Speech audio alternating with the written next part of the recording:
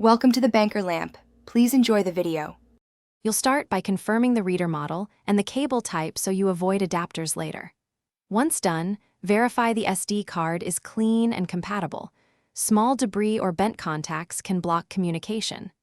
Insert the card gently until it clicks or seats flush with the reader. Then connect the reader to your computer, tablet, or phone. Make sure the port is active and the device is powered on. This prevents hot plug errors and prepares the system to recognize storage immediately.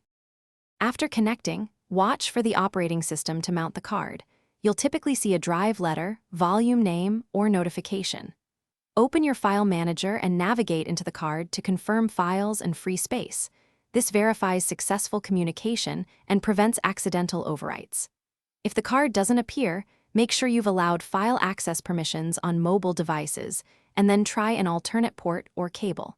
For stubborn cases, open Disk Utility or Storage Settings to manually mount. Begin transfers by dragging or copying files, watch progress bars, and avoid interrupting power or sleep modes.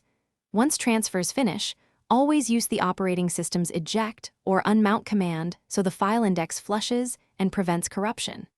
If the reader or card shows read/write errors, first test the card in another reader to isolate the fault. If the card is recognized but corrupted, back up any accessible data. Then reformat with the correct file system. Remember one key tip: swap cables and ports to rule out connections.